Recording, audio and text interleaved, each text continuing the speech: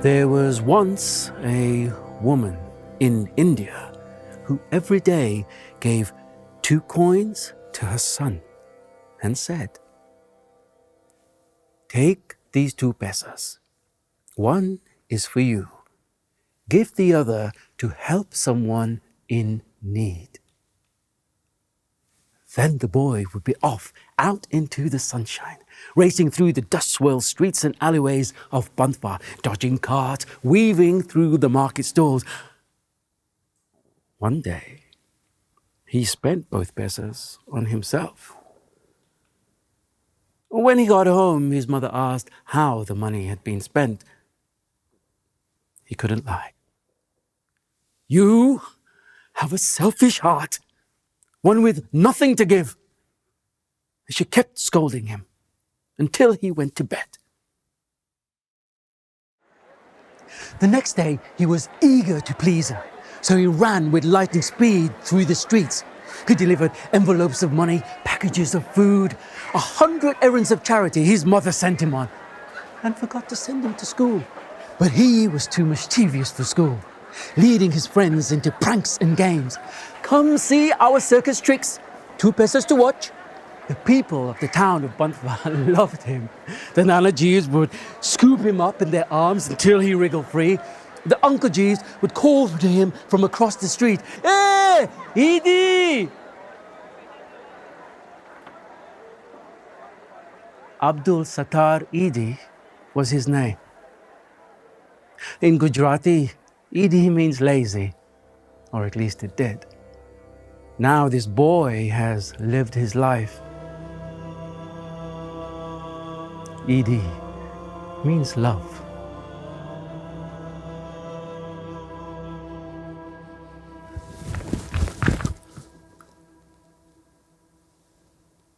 One day, Edhi was racing through the streets as usual when he saw a man lying in a shop doorway. He was wounded and shivering with a fever. Edhi could see the man was not a beggar. He quickly ran home to tell his mother and came back with a blanket, food, bandages. He knelt down, nursing him, pressing a cup to his lips. The man grew strong again, and every day Edhi would visit him in the mosque, finding him seated with his serene face tilted to the sky.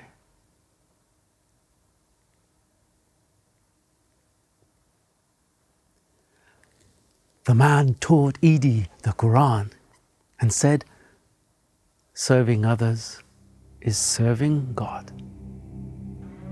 And he told Edhi a story about a battle on the plains of Karbala, where Hussein, the grandson of the Prophet Muhammad, had lain down his life to fight tyranny and oppression, sacrificing even his own family in his service to justice and truth. One day, Edhi went to the mosque to find his teacher was gone. Edhi searched the town, but no one had seen him. And as the sun went down, Edhi knew he would never see that strange and beautiful man again.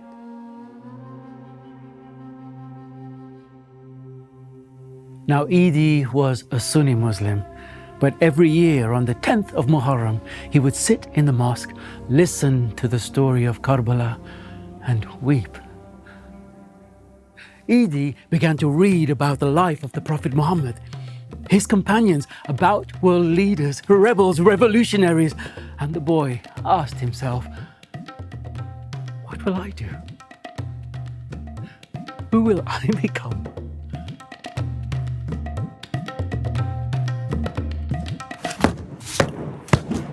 Then suddenly his world was changing around him. Partition, division, nations on the move. All at once, Edhi and his family, the Memon community he had grown up in, were leaving, headed for a new land. Tin trunks, bundles and suitcases were packed onto crowded trains and then sailing across the Arabian Sea into the port of Karachi. The stench of fish. Gone were the wide streets and fresh air of Bandva. Now a pile of dilapidated buildings, wailing children, anxious parents. Every day from across the continent, boats and trains brought new migrants every week. 1,000. 1,000,000. And more.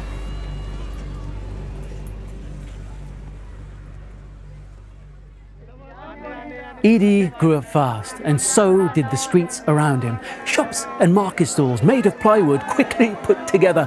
Chai, chai, chai, copy, kisko chai chair, chai chair. Second-hand clothes, homemade pickles, sweet fruit drinks, masalas.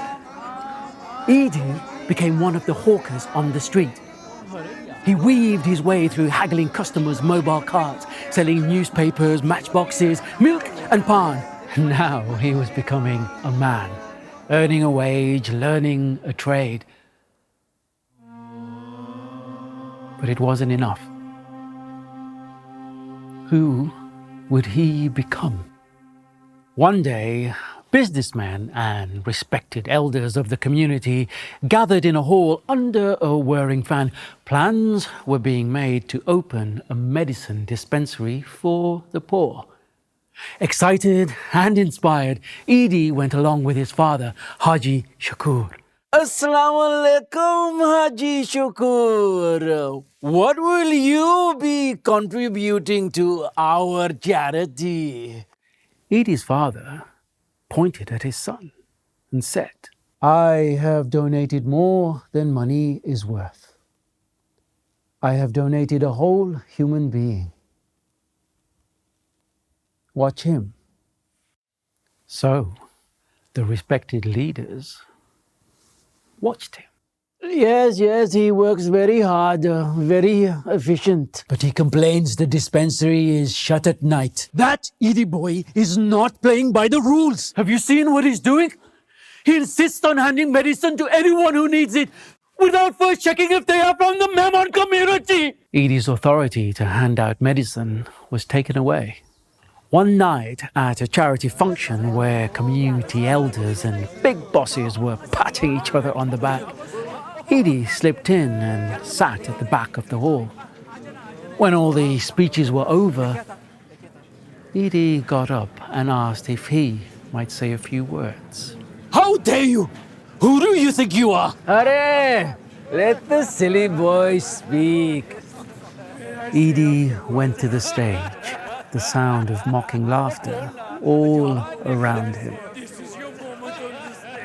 You throw morsels at widows and orphans, indebting them as slaves so that you can feel good about yourselves when they have to come every month and crawl at your feet.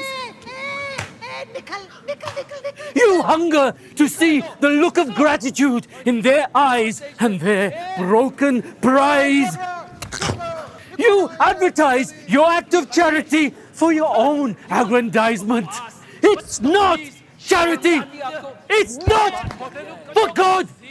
It's just self-promotion. A hail of shoes, sticks and shoes rained down on him. Edhi fled for his life. Now friends turned away from him. People hurled abuse at him in the street, and elders he had known all his life ignored him. So Edhi bought his own shop, a dilapidated room, 8 foot square, and from there he dispensed medicine and stayed open all night, sleeping outside the shop on a hard bench. Every day he went out to beg. And the Memon businessmen protested. This vile man wants to take from the pockets of the needy. He'll spend your money on himself and feast on stolen charity. But Edhi replied, the people will create their own welfare. I will help them create it. My motivation of love is stronger than your hate. He worked relentlessly, the seed his mother had planted in him, burgeoning, sending out shoots in all directions. One day, while busy at work, he heard his mother had collapsed. He raced home, found her lying among the pots on that kitchen floor she always kept so clean. Quickly, Edhi went to find an ambulance. There was one. No, I mean there was one.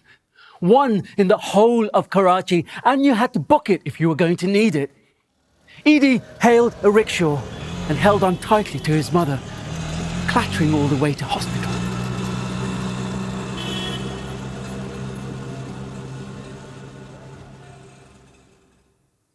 In her final years, he nursed her, washing her frail body, combing her thinning hair. Do you remember when I was little and you did this for me? Watching her in her suffering, he thought, what happens to the poor who can't afford to give this care?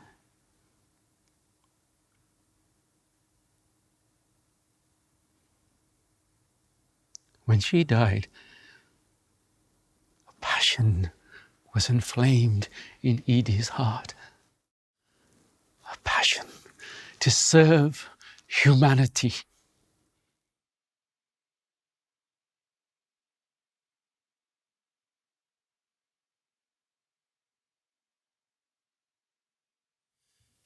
In the street where Edhi lived in Mitadar, there was a crossroads. And over the years, a mound of garbage had collected in the center of this crossroads, a great festering, putrid pile. And no one had thought to clear it. One morning, Edhi picked up a spade, went over to that mound and plunged the spade into the squelchy mess. He began to shovel that filth onto a large sheet of plastic he had spread on the ground, and soon he had 2 months. He pulled the corners of the sheet together and hauled the stench-ridden pile onto his bent back and carried it to the main dump. All day he worked like this, and not a single person raised a hand to help him. They watched, and he worked. I'll keep going. I will keep going and get these people to understand there is dignity in labor. So he kept going. He heaved, he heaped, he hauled. He cleared the gutters and the drains. He dug and dug deep and found human remains. He hauled bodies from gutters, wells, drains. He found them under bridges, under trains. He hauled them from the sea, flesh bloated, blackened. He hauled them onto his back. He washed them, searched for their names, and buried them with dignity. Thousands.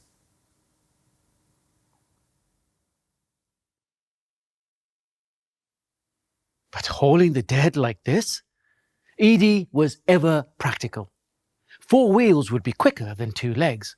So he bought an old van, a battered old van, painting "Poor Man's Van" on the side. Now he was whizzing through the streets as he had as a boy, racing to emergencies, carrying the dead, picking up the sick, taking them to hospital. He answered every call. Some passengers complained. Edhi Sahib, why do you carry Christians and Hindus in your ambulance? And Edhi would say, Because my ambulance is more Muslim than you are. When he wasn't driving his ambulance, he was working at the dispensary. When he wasn't doing that, he was begging on the street for funds. Thank you. Please, take a receipt. If ever you need to use the service, you have paid for it.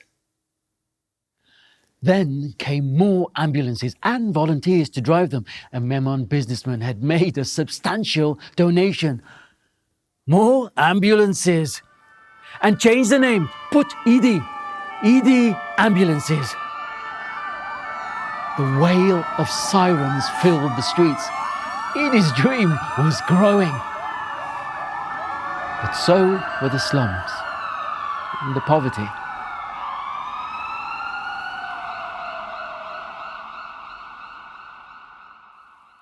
Every morning, the sun rises on the sprawling slums of Karachi. Its oppressive heat soon trapped under the haze of city fumes. Among piles of human filth, trash and urine stench, flies twist themselves into funnels of clouds, and children search for something to eat. It was here Edhi would go searching for a miracle. And then he found one and saved another life. Too many babies were being abandoned, so he got hold of cradles and put them outside all his centers. The mullahs were up in arms. Edhi is a kafir. A baby born out of wedlock must be stoned to death.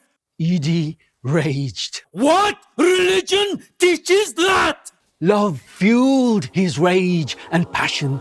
He worked on, tirelessly serving, while mullahs and jealous rivals attacked him. He ignored them, just kept working, hauling a nation out of the gutter of apathy and ignorance. A system for the people, by the people. We will do this wholesale, from the bottom up. So he heaved that pile of rubbish onto his back. He strained under the weight of rotting corpses, slept only 4 hours on a concrete bench, ate stale bread, owned only 2 pairs of clothes, and he wondered why he couldn't get a wife. But love inspires love. From a selfish society, the compassionate started coming forward. Doctors, nurses, ambulance drivers, and Edhi led them like a tyrant. This floor must be scrubbed. This work is sloppy. Do it again. Be punctual or don't come at all. Don't you have hands? Ungriyan nahi hai? Fingers? Like me? What's the matter with you? Don't make that face. Get used to the smell. This is a human being. If I can pick out those maggots, why can't you? He was a tireless taskmaster. Everyone was too frightened to even dare smile in his presence. Everyone, that is, except Bilqis.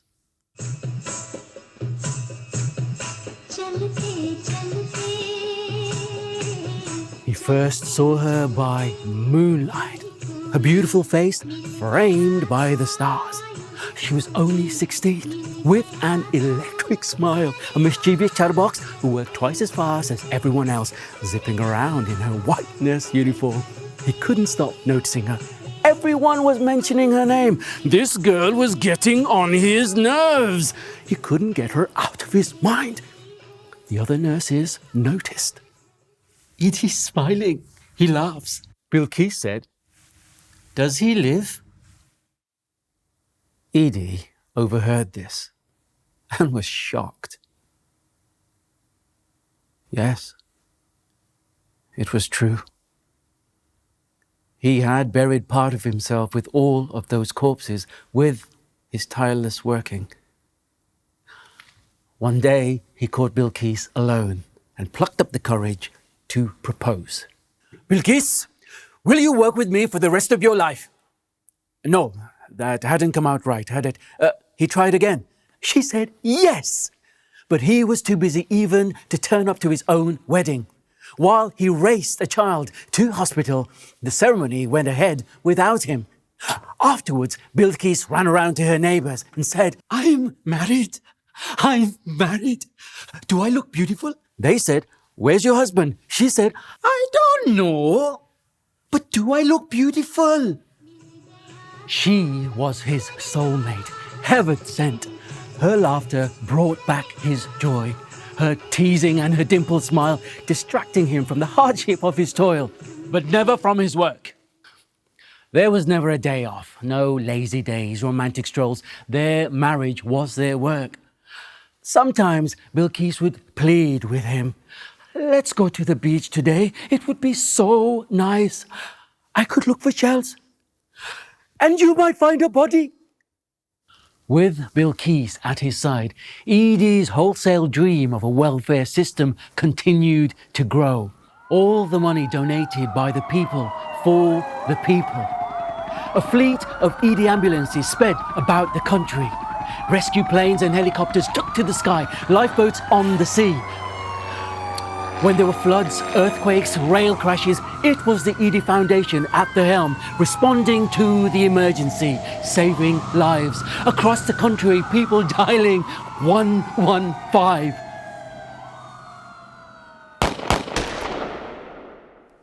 One day in Ramadan, Edhi was driving home when he heard the rapid fire of gunshots. He slammed on the brakes. He could see men on one side of the street sheltering behind a car. On the other, there were men shooting from a roof. He couldn't tell who were the good guys, who were the bad. He got out of his ambulance and went and stood behind the car where the men were shooting. One man with a Kalashnikov recognized him. Get out of here, Edhi Sahib. You will be killed. Edhi said, not until you stop shooting. This can be sorted without killing. Suddenly, two men fell from the roof and a man standing on the roof shouted, get down, Edhi! The man next to him pulled Edhi down, and as he did so, warm blood spurted all over Edhi. Shootouts were common in Karachi. Police shooting at gangsters, gangsters shooting at each other. But there was one thing they all came to agree upon. They would all stop shooting. When Edhi arrived, they waited while Edhi picked up the dead. Edhi had influence that couldn't go ignored. People in power were taking note. Politicians wanted to court him. Journalists wanted to write about him. Edhi Sahib, why do you not condemn the gangsters that plague our streets? Why should I condemn a declared gangster and not condemn the respectable villain who enjoys his spoils as if he's achieved them by some noble means? While the battles raged in the streets, in government buildings, in the hearts of men, Edhi worked on. Nursing the sick, burying the dead, saving lives, compassionate people working at his side.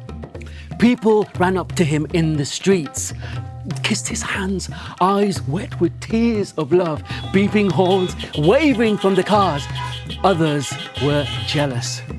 Social workers in swanky offices wanting plaudits for their work, mullahs greedy for the zakat his foundation received, and media vultures searching for a sensational story, all spread lies among the people. He's a spy for the Israelis, for the Hindus. Don't support him. Kafir! Edhi doesn't pray. He married a woman who works with him. Haram, haram, haram. He's hoarding money for himself. All those dead bodies, Edhi's selling vital organs.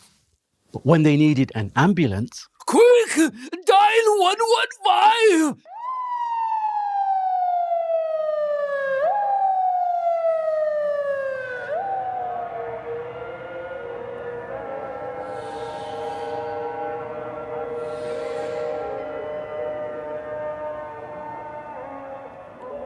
On a Friday morning, without fail, Edhi would jump into his ambulance and head off to a place of worship. the Edhi Village Centre for Boys and the Mentally Disabled. It gave a home to 2,000 boys. Every Friday, hundreds would gather and wait for him. As soon as the ambulance came into view, the air exploded with whoops of joy. Maulana Abu has come. Maulana Abu has come. Boys who were otherwise oblivious to where they are, who they were, how to use the toilet. They knew this man who truly loved them. When Edhi got out of the ambulance, they ran to him. One of them kissed him on the cheek, and they all wanted to do the same. Edhi couldn't say no. With frothing mouths and snotty noses, the boys pushed and scrambled to greet him. They all followed Edhi into the centre. Edhi rolls up his sleeves and sits next to a large tub of camphor and sulphur solution.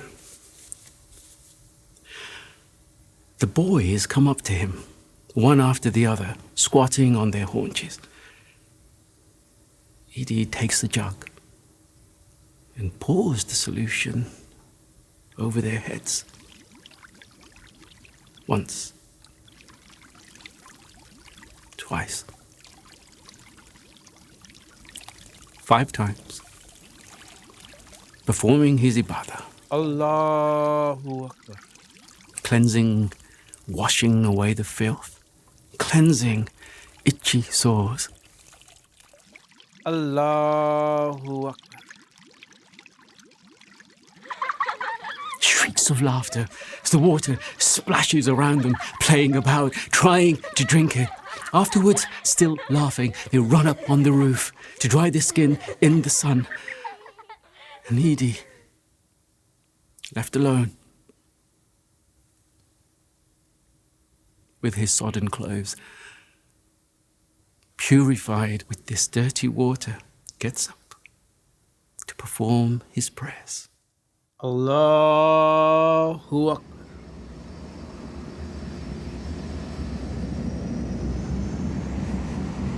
The Edhi Foundation, like the rays of the morning sun, was stretching its light across the globe.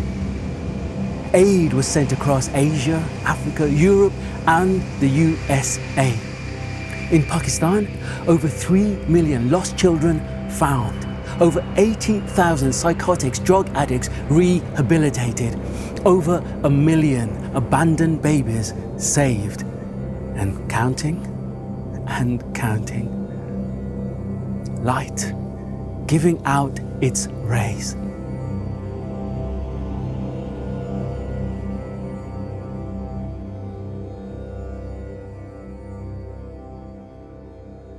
Every day before dawn, Edhi was up to begin his work. A cup of green tea, some stale bread, a visit to the centres, giving orders, checking floors, in the ambulance, at the dispensary, begging on the street, dealing with the father's grief. His son pulled from a drain. Bilqis releasing tears for a girl whose dead body she gently stitched and bathed. Then a threatening phone call. Power-hungry people afraid of the realization of Edhi's wholesale dream, or opportunists full of flattery cashing in, and the insults kept coming. Bilqis laughed. Hey, they've missed the best one, the world's greatest miser. Dunya mein sabse bade kanjoos. Edhi was trying out spectacles found on corpses. These will do. He never spent a penny on himself. Bilqis would have to hide herself to stitch him a new pair of clothes. When insults were hurled at him, Edhi put his head down and got on with his work. When people denied him, plotted against him, he ducked and dived and found new ways to fight back with endless love, serving humanity. He took one in his lifetime, his Hajj pilgrimage, And of course, he travelled in an ambulance. Bilqis packed pots and pans, food supplies, clothes and blankets. Then Edhi came along. Look at this waste of space, and took them all out and filled the ambulance with medicines. Bilqis argued and put them back. Edhi took them out again and piled in more medicines when she wasn't looking. By the time they reached Quetta, the temperature had plummeted, and with no warm clothes, Bilqis was freezing. You miser! I'm going to freeze to death! Quick! Help! I'm dying! Call Edhi! Where's Edhi?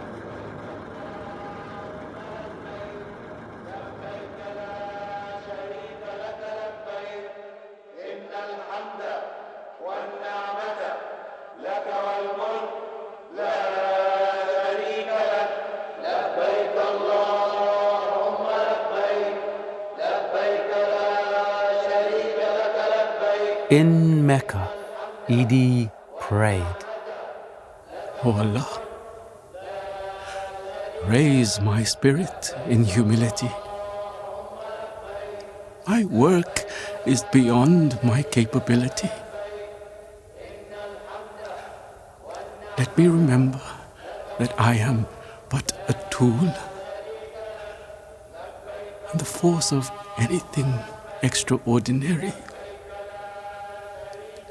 is from you."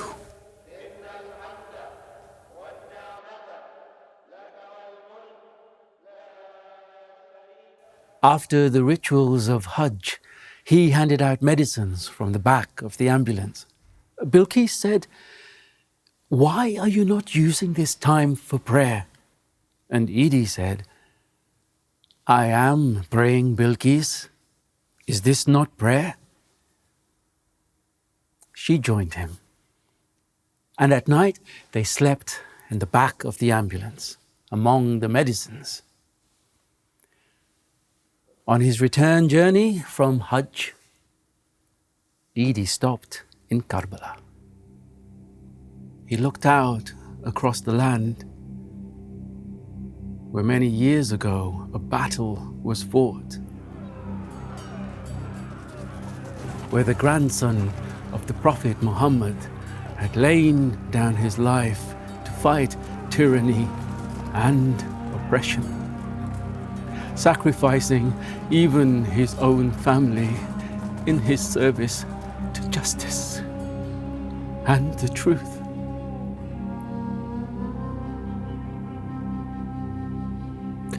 As tears ran in rivers down his face,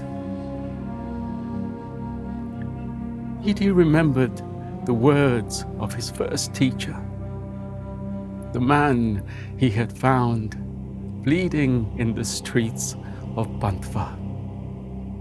The story of Karbala is not just an event, it is an example of how we should live, what we should do when we see injustice done to a human being.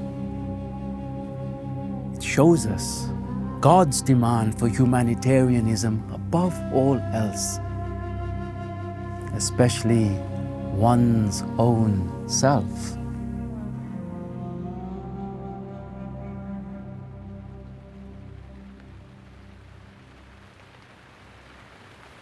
In Karachi, the monsoon rains were relentless, deafening rods of water on tin roofs, collapsing, killing those huddled beneath. Rivers of sewage in the streets, nothing in place to drain away the endless downpour. People were drowning, hundreds drowned or electrocuted. Politicians who had neglected development were getting embarrassed. They couldn't stop the people dying. So they threatened the media into silence and ordered all ambulances to stop. No bodies collected, none to count. Edhi's ambulance pulls up on a waterlogged track. A row of slum shacks that had once made up a street are now a pile of debris as far as the eye can see. A wasteland littered with former signs of life. Edhi turns to the young man in the driver's seat. Edhi had saved this man's life as a baby. And Edhi says, "You wait here. They won't shoot me. Anyone else, they would have." Then he gets out of the ambulance and begins to scramble his way across the debris and sodden wreckage, making his way carefully but steadily towards the lifeless body that lies some way ahead. The poor soul he must carry back for a dignified burial. He keeps walking, one step after the other, alone, across the battlefield.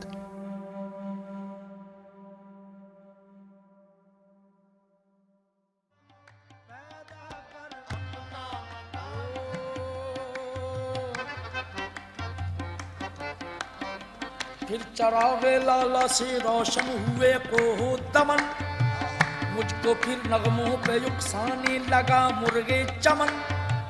अपने मन में डूब कर पाजा सुरागे जिंदगी, तू अगर मेरा नहीं बनता न बन अपना तो बन। अगर मेरा नहीं बनता न बन अपना तो बन। मन की दुनिया सोज मस्ती जज्बो शौक, तन की दुनिया सूदो सौदा मकरोफन। मन की दौलत हाथ आती है तो फिर जाती नहीं, तन की दौलत छाँव है आता है धन जाता है धन। तन की दौलत छाँव है आता है धन जाता है धन। मन की दुनिया में न देखा मैंने अफरंगी का राज, मन की दुनिया में न देखे मैंने शेखो बरहमन। अपने मन में डूब कर पाजा सुरागे जिंदगी, तू अगर मेरा नहीं बनता न बन अपना तो बन। पानी पानी कर गई मुझको कलंक